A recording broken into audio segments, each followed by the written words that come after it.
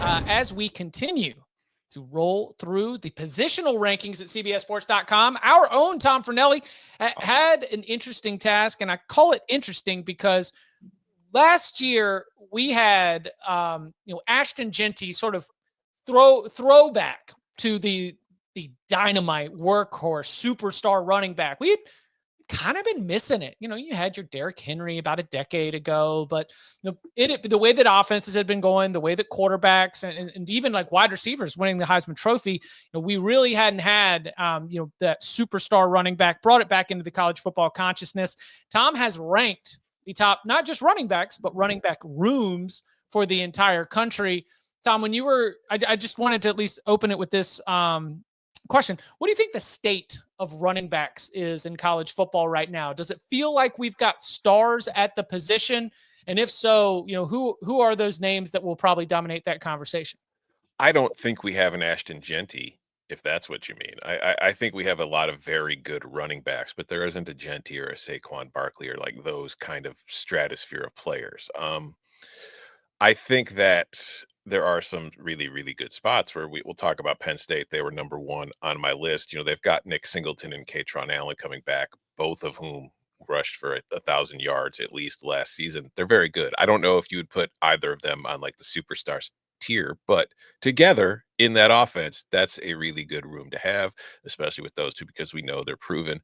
My favorite back, as I've said even last year, I think he's better than Jeanty. I love Jeremiah Love. I think talent-wise and skill-wise, he's probably the best running back in the country. He's not, to me, somebody who I would probably take him in the first round. I don't know if NFL teams are going to take him in the top 10 like they did with Jeanty, because Jeanty was such a workhorse. I think Love can be that workhorse. It's just he doesn't need to be, because the reason Notre Dame is number 2 on my list is that there are other players there named Jadarian Price and Aeneas Williams and Kedron Young. Like they have a really deep squad, so they're able to rotate guys and keep them fresh all season long, whereas Boise just had to give the ball to Jeanty 50 times a game. So to answer your question long-windedly, no, there is not a superstar, but there are a lot of very, very good players. Who else? Let's round out that list, right? What was your top 5? As you can see on the screen, if you were watching, it was Penn State at number 1, Notre Dame at 2, Oregon at 3, Texas 4, and then Louisville, who, wow, this is apparently the Louisville hour here on the Cover 3 pod. I had them at 5. I've talked about the first two. With Oregon, I think the addition of Mekhi Hughes from Tulane is huge. He was one of the best backs in the country last year, even if he didn't get a ton of national attention because Tulane's not exactly moving the needle for most people. But he's going to come in and he's going to take the workhorse role. But they still have Noah Whittington, who was very productive as a secondary back for them last year, as well as DeJuan Riggs. 4th is Texas. One of the reasons we were concerned about the Longhorns going into last season was the injury to C.J. Baxter just before the season began. He tore his LCL and his PCL in his knee. He was out for the year. Texas still did pretty well without him, but he's back. There are some question marks about how he's going to look coming off the injury, but I think we've seen plenty of instances in the past where guys are able to recover from these a lot better than they had been before. So I'm still optimistic. He was a very good player coming out of high school. He was very highly rated for a reason. They also still have Quintervian Wisner, Jarrett Gibson, tons of depth there. And then 5th, I had Louisville just because I think Isaac Brown was probably the most slept on running back in the country last year. Wasn't super highly rated. I think he was a 3-star coming out of high school, but he was very, very productive. And I think the only reason he was a 3-star, and Bud, maybe you can confirm this, is because he's 5'9" and 180. Yeah. Like if he'd have been the same player, but 6 feet and 205, he's probably a 4-star. So, he jumps into that offense, and surprise, surprise, Jeff Brom knows how to use a running back. He had 1,168 yards, averaged over 7 yards per clip. And then there was Duke Watson, also behind him, who averaged nearly 9 yards per carry. Like that was a very explosive tandem. I think that they are somewhat of a dangerous team in the ACC this year. They're kind of like, they're not a dark horse or a sleeper because we have mentioned them, but I just don't think enough people realize how good the running backs the Cardinals have are. Danny, Bud, any thoughts looking at that list? What stands out? I mean, I think 1 and 2 is very debatable, and then I think there's a pretty good drop off after that.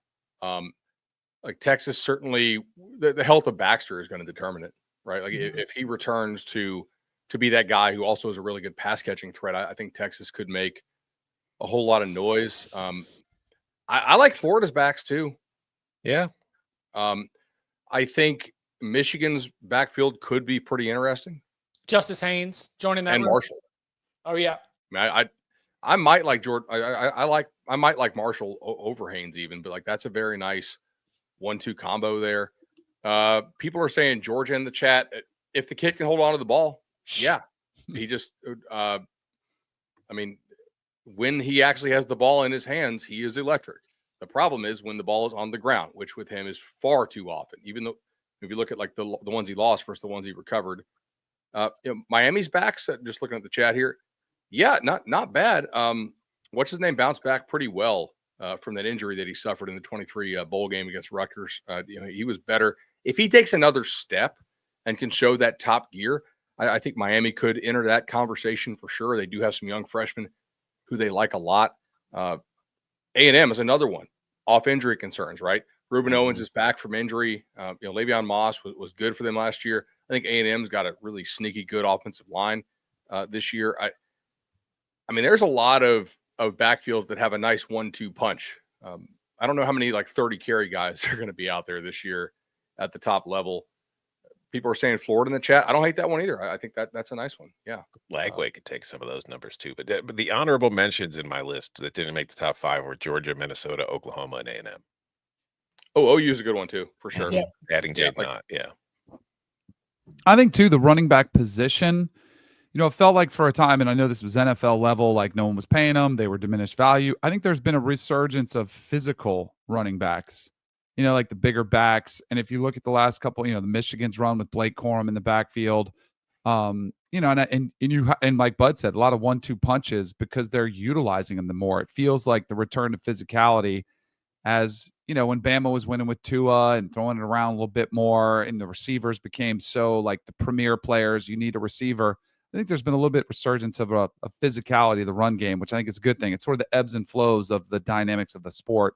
Like you always hear coaches, well, we want to run the football, but I think there's been more of a commitment to run the football, and it's led to a lot of success for a lot of teams. Yeah, is it not as, if I was to oversimplify it, they're losing a linebacker, they're bringing on a nickel back. Let's see if that nickel can tackle.